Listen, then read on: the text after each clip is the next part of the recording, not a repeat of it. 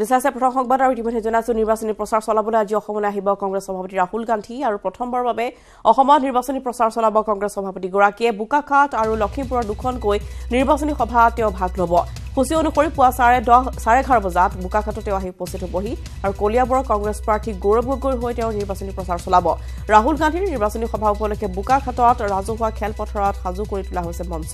ৰাহুল গান্ধীৰ লগতে সভাত উপস্থিত থাকিব প্ৰাক্তন মুখ্যমন্ত্ৰী তৰুণ গগৈ প্ৰদেশ কংগ্ৰেছৰ সভাপতি ৰিপুন বৰা বিৰোধী দলৰ নেতা দেৱব্ৰত শইকীয়া প্ৰাক্তন মন্ত্ৰী ৰকিবুল হুছেইন বোকাখাটৰ পিছতে লখিমপুৰৰ নিৰ্বাচনী সভাত অংশগ্ৰহণ কৰিব আৰু আজিৰ দিনটোৰ ৰাহুল গান্ধীৰ এই নিৰ্বাচনী কাৰ্যসূচী সন্দৰ্ভত শেহতীয়া খবৰ জনাব আমাৰ সাংবাদিক নীলোৎপল বৰাই পোনপটীয়াকৈ সংযোগ ৰৈছো নীলোৎপলৰ সৈতে নীলোৎপল আপুনি জনাওক আজি ক'ত ক'ত কেনেধৰণৰ কাৰ্যসূচী ৰখা হৈছে আৰু আপুনি বৰ্তমান ক'ত উপস্থিত আছে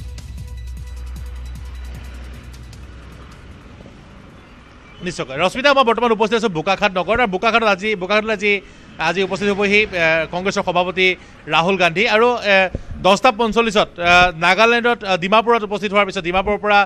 12:45 বজাত 12:45 আহি ইয়াত উপস্থিত হোৱাৰ কথা কিন্তু হয়তো 1 বজাৰ লগে লগে ৰাহুল গান্ধীয়ে ইয়াত যি বিশাল নিৰ্বাচনী সভা আছে তাক সম্বোধন কৰিব আৰু লগত উপস্থিত থাকিব প্ৰদেশ কংগ্ৰেছৰ সভাপতি ৰিপুন বৰা বিৰোধী দলৰ দলপতি দেৱব্ৰত শইকীয়া প্ৰদ্যুৎ বৰদলৈ গৌৰৱ গগৈ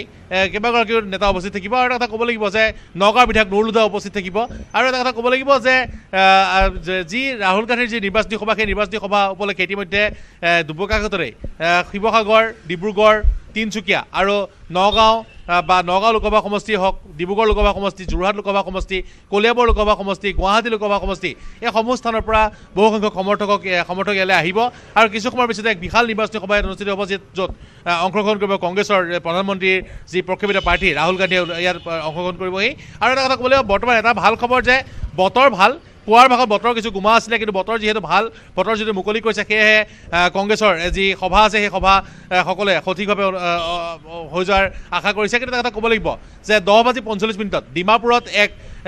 নিৰ্বাচনী সভাত অংশগ্ৰহণ কৰাৰ পিছত তাৰপিছত ইয়ালৈ ৰাওনা হ'ব ৰাহুল গান্ধী আৰু ৰাহুল গান্ধী আহি ইয়াত 12:50 উপস্থিত হোৱাৰ কথা ইতিমধ্যে বোকাখাটত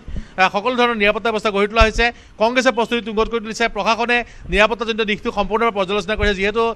কেইবাগৰাকী VVIP ইয়ালৈ আগমন ঘটিব আৰু এটা ক'ব লাগিব যে নিৰ্বাচনৰ পূৰ্বে বোকাখাটত যোৱাবাৰ বিগত সময়ত দেখা গৈছিলে প্ৰধানমন্ত্ৰী নৰেন্দ্ৰ মোদীয়ে বোকাখাটত এখন নিৰ্বাচনী সভা আয়োজন কৰিছিলে আৰু এইবাৰ কলিয়াবৰ লোকসভা সমষ্টিৰ অন্তৰ্গত বোকাখাটত যিহেতু কলিয়াবৰ লোকসভা সমষ্টিত বিগত নিৰ্বাচনত অসমত বেয়া ফল হোৱাৰ পিছতো কলিয়াবৰ কিন্তু কংগ্ৰেছে লাভ কৰিছিলে আৰু এইবাৰো কংগ্ৰেছৰ কলিয়াবৰত যথেষ্ট তেওঁলোক শক্তিশালী বুলি ইতিমধ্যে চিহ্নিত হৈছে কিন্তু কলিয়াবৰত এবাৰ প্ৰত্যাহ্বান জনাইছে তীব্ৰ প্ৰত্যাহ্বান আছে অগমৰ প্ৰাৰ্থী মণিমাধৱ মহন্ত আৰু কিছু সময়ৰ পিছতে ইয়াত গৌৰৱ গগৈ উপস্থিত হৈ আমি কংগ্ৰেছৰ নেতৃবৰ্গৰ সৈতে কথা পতাৰ চেষ্টা কৰিম কিন্তু নিশ্চয়কৈ এটা কথা ক'ব লাগিব যে ৰাহুল গান্ধীৰ উপস্থিতিয়ে অসম প্ৰদেশৰ কংগ্ৰেছৰ নেতৃবৃন্দক কিন্তু উৎসাহিত কৰি তুলিছে কাৰণ যিহেতু প্ৰদেশ কংগ্ৰেছৰ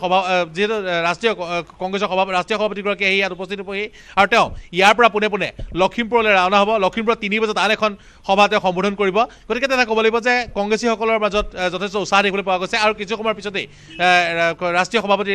ৰাহুল গান্ধী আহি পেলাই দিনৰ প্ৰায় 12:50 ইয়াত উপস্থিত হোৱাৰ কথা গতিকে তাৰ পিছতে ইয়াত এখন এক বিশাল ৰেলী সম্বোধন কৰিব আৰু নগাঁও কলিয়াবৰ ডিব্ৰুগড় যোৰহাট আৰু গুৱাহাটী লোকসভা সমষ্টিৰ